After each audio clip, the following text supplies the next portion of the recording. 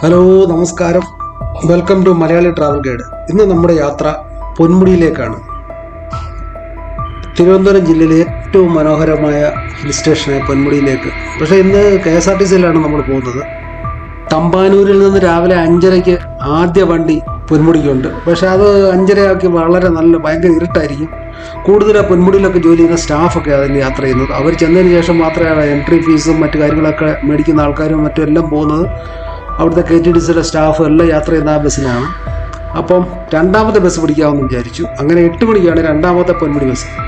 അത് നല്ല തിരക്കായിരുന്നു വിതിര വരെയും. പിന്നെ മൂടിക്കെട്ടിയ അന്തരീക്ഷവും നല്ല മഴ, ചാറ്റ മഴ പെയ്യുന്നുണ്ടായിരുന്നു. ഞാനോടത്ത് ഒരു പക്ഷേ പൊന്മുടിയിൽ മഴ കാണില്ല എന്ന്. ക്ലൈമറ്റ് നോക്കിയപ്പോൾ മഴയ്ക്കുള്ള സാധ്യത കുറവാണ്.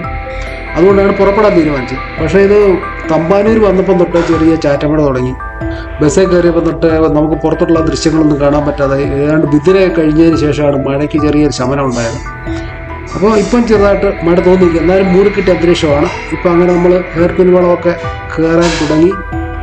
തിരുവനന്തപുരത്ത് നിന്ന് ബസ് വിട്ട് കഴിഞ്ഞാൽ ആ ബസ് പേരൂർക്കട, കരകുളം, അത് കഴിഞ്ഞിട്ട് വലിയൊരു സ്റ്റേഷൻ എന്ന് പറയുന്നത് നെടുമങ്ങാട്. അവിടെ ബസ് സ്റ്റാൻഡും പ്രധാന ഒരു ടൗണാണ്. നെടുമങ്ങാട് കഴിഞ്ഞാൽ പിന്നെ പ്രധാന ബസ് സ്റ്റാൻഡുള്ള സ്ഥലമെന്ന് പറഞ്ഞാൽ വലിയ ചെറിയ ടൗൺ എന്ന് പറഞ്ഞാൽ വിതുരയാണ്. കേരളത്തിൽ നിന്ന് എല്ലാ സ്ഥലത്തു നിന്നും വരുന്ന ബസ് വിതുരയിൽ വന്നിട്ട് മാത്രമേ പൊന്മുടിക്ക് പോകാൻ സാധിക്കൂ. KSRTC ബസ്സിന് ഏതാണ്ട് 79 രൂപയാണ് തമ്പാനൂരിൽ നിന്നും പൊന്മുടി വരെ. അതുപോലെ തന്നെ ഇവിടെ വന്നു കഴിയുമ്പോൾ ഇവിടെ ഗോൾഡൻ വാലിയിൽ ഇവിടെ ഫസ്റ്റ് ഫോറസ്റ്റ് ടിക്കറ്റ് എടുക്കുന്ന സ്ഥലം ഇതാണ്. അവിടെ 40 രൂപ അഡൽസിനും 20 രൂപ കുട്ടികൾക്കും. നമ്മൾ KSRTC ബസ്സിൽ പോകുന്നവരിടയ്ക്ക് നിർത്തി നമ്മൾ ടിക്കറ്റ് എടുക്കേണ്ട ആവശ്യമില്ല. KSRTC ബസ്സിൻ്റെ ടിക്കറ്റ് മാത്രം എടുത്താൽ മതി. അവിടെ എത്തിയതിന് ശേഷം നമ്മുടെ അടുത്ത് തന്നെ അവർ വന്നിട്ട് ടിക്കറ്റ് തരാൻ പൈസ പിരിക്കുന്നവർ വന്ന് ടിക്കറ്റ് തന്നിട്ട് ക്യാഷ് മേടിക്കും. പ്രായപൂർത്തിയായവർക്ക് 40 രൂപയും കുട്ടികൾക്ക് 20 രൂപയും. അതൊരു വിഷയമല്ല. അവർ പൈസ മേടിക്കുന്നവരെ അവർ കൃത്യമായിട്ട് പൈസ മേടിക്കുന്നുണ്ട്. പിന്നെ അങ്ങോട്ട് പോകുന്ന വഴി തന്നെ നോക്കിക്കഴിഞ്ഞാൽ ഒരുപാട് കടകൾ, ചെറിയ ചെറിയ തട്ടുകടകൾ, അതേപോലുള്ള കാര്യങ്ങളാണ്. പിന്നെ നല്ല ഹെയർപിൻ വളകൾ, ഏതാണ്ട് 22ഓളം ഹെയർപിൻ വളമുണ്ട്. ഇന്ന് നല്ല മഴയായതുകൊണ്ടാണെന്ന് തോന്നുന്നു ഈ ചെറിയ കടകളൊന്നും തന്നെ തുറന്നിട്ടില്ല. നോക്കിക്കഴിഞ്ഞാൽ കാണാൻ പറ്റും, കടകളൊന്നും തുറന്നിട്ടില്ല. പിന്നെ അതുപോലെ അവിടെ ചെറിയതായിട്ട് തേയില ഇരിക്കുന്നുണ്ട്. തേയില ടീ എസ്റ്റേറ്റ് ആണ്. അതുപോലെ തന്നെ ഒരു തേയില ഫാക്ടറി ഉണ്ട് അവിടെ. അതുപോലെ 1-2 ചെറിയ എസ്റ്റേറ്റുകളുണ്ട് അവിടെ. അത് കഴിഞ്ഞിട്ടാണ് പൊന്മുടി. വളരെ മനോഹരമായ ഒരു സ്ഥലം. പിന്നെ റോഡ് വളരെ വീതി കുറവാണ്. ബൈക്കിനും സ്കൂട്ടറിനും ഒക്കെ വരുന്ന ആൾക്കാർ ഒരുപാടുണ്ട്. കാറിന് വരുന്ന ആൾക്കാരുണ്ട്. പക്ഷെ വളരെ ശ്രദ്ധിച്ച് വണ്ടി ഓടിക്കണമെന്ന് മാത്രമേ ഉള്ളൂ. ഇച്ചിരി റിസ്ക്കാണ് വണ്ടി ഓടിക്കാൻ.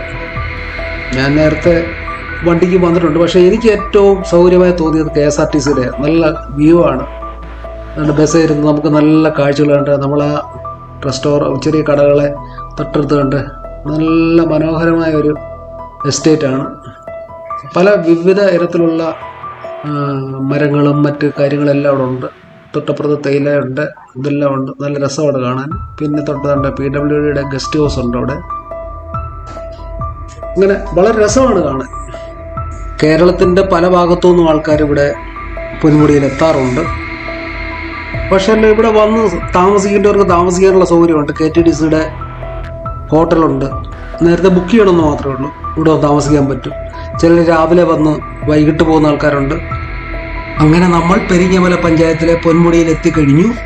അപ്പോൾ ഇനി ബസ് ഇവിടെ നിർത്തി. ഇവിടെ ലാസ്റ്റ് പോയിന്റ് ഇവിടെ ആണ്.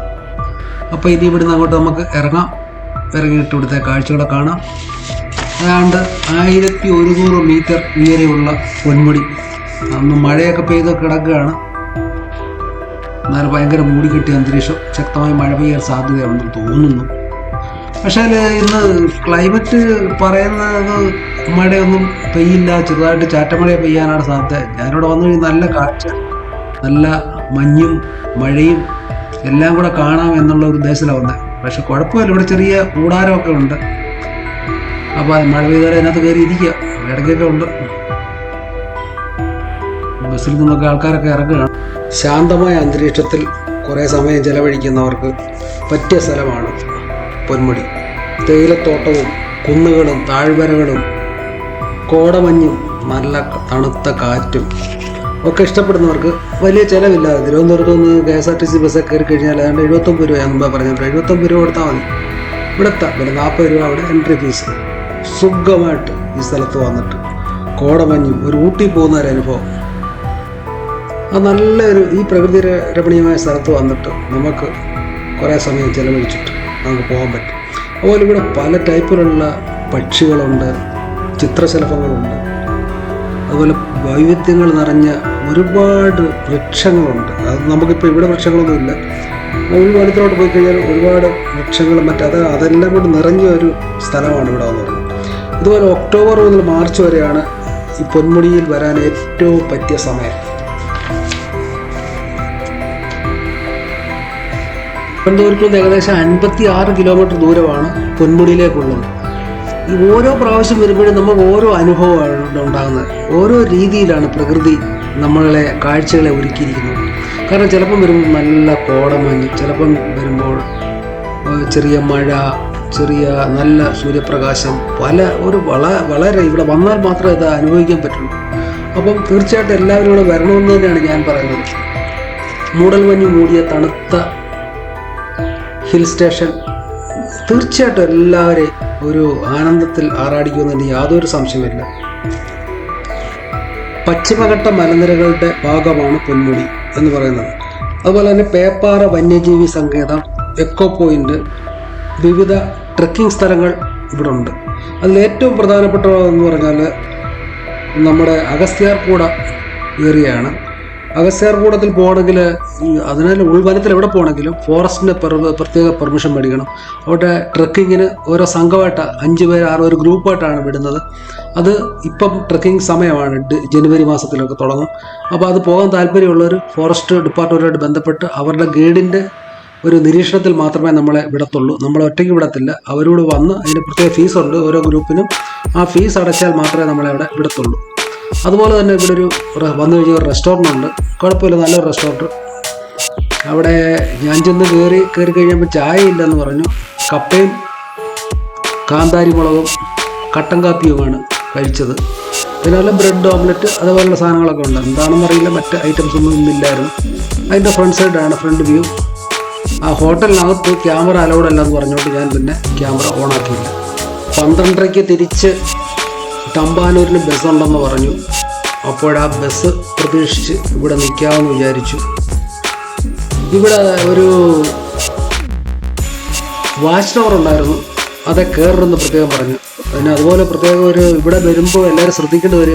ഇവിടുത്തെ ഗൈഡുകൾ പറയുന്ന കാര്യങ്ങൾ നമ്മൾ ശ്രദ്ധിച്ച് കേൾക്കണം. അവർ പറയുന്ന കാര്യങ്ങൾ അനുസരിക്കുകയും വേണം. ഇവിടെ പുതിയ ഇറങ്ങിയിട്ടുണ്ട്, അതുകൊണ്ട് ഇന്ന് ദൂരെയോട്ടൊന്നും പോകരുതെന്ന്, ഒറ്റയ്ക്ക് പോകരുതെന്ന്. ഒറ്റയ്ക്ക് മാത്രമല്ല, കൂട്ടായിട്ട് പോയാൽ പോലും വളരെ ദൂരെയോട്ടൊന്നും പോകരുതെന്ന് പറഞ്ഞു. അത് വളരെ പറയാൻ പറ്റില്ലല്ലോ, വന്യജീവിയല്ലേ. അപ്പോൾ അവർ പറയുന്ന കാര്യങ്ങൾ നമ്മൾ അക്ഷരം പ്രതി അനുസരിക്കുക. അപ്പോൾ ബസ് വന്നെന്ന് തോന്നുന്നു. ബസ് വന്നോ നോക്കട്ടെ. അവിടെ ആളുകൾ കുറച്ചേ ഉള്ളൂ. ബാക്കി വന്നവരെല്ലാം കാറിലും ബൈക്കിലൊക്കെയാണ്. അതിൻ്റെ എല്ലാം പാർക്കിംഗ് ചെയ്യുന്നുണ്ട്. പാർക്കിങ്ങിന് സെപ്പറേറ്റ് ചാർജ് കൊടുക്കണം. ഈ പൊന്മുടി വീഡിയോ എല്ലാവർക്കും ഇഷ്ടപ്പെട്ട് കാണും എന്ന് കരുതുന്നു. ഉദ്ദേശിച്ച രീതിയിലുള്ള വ്യൂ നമുക്ക് കിട്ടിയില്ല എന്ന് എനിക്കറിയാം. കാരണം ചെറിയ ചാറ്റൽ മഴയായിരുന്നു. അതിനിടയ്ക്ക് നല്ല മഴ പെയ്തു. ആ സമയത്ത് ഞാൻ കൂടാരത്തിൽ കയറിയിരുന്നു. മഞ്ഞ് അതുകൊണ്ട് തന്നെ ഇല്ലാതായി. എന്നാലൊരു വല്ലാതെ മൂടാപ്പ്. ആകെപ്പാടെ ഇപ്പം സമയം 1 മണി കഴിഞ്ഞു. പക്ഷേ കണ്ടു കഴിഞ്ഞാൽ നേരം വെളുത്ത് വരുന്ന ഒരു പ്രതീതിയാണ്. എന്തായാലും ഇനി വരുമ്പോൾ നമുക്ക് നല്ല രീതിയിൽ പൊന്മുടി വീണ്ടും കാണാം. തിരുവനന്തപുരത്ത് നിന്ന് അധികം ദൂരെയല്ല പൊന്മുടി, നമുക്ക് തീർച്ചയായിട്ടും വരാൻ സാധിക്കും. അപ്പോൾ എല്ലാവരും ഈ വീഡിയോ ലൈക്ക് ചെയ്യണമെന്ന് അഭ്യർത്ഥിച്ചുകൊണ്ട്, എല്ലാവരും ഷെയർ ചെയ്യണമെന്ന് അഭ്യർത്ഥിച്ചുകൊണ്ട്, എല്ലാവരും സബ്സ്ക്രൈബ് ചെയ്യണമെന്ന് അഭ്യർത്ഥിച്ചുകൊണ്ട് ഞാൻ നിർത്തുന്നു. അപ്പോൾ അടുത്ത വീഡിയോയുമായി കാണുന്നിടം വരെ ബൈ ബൈ.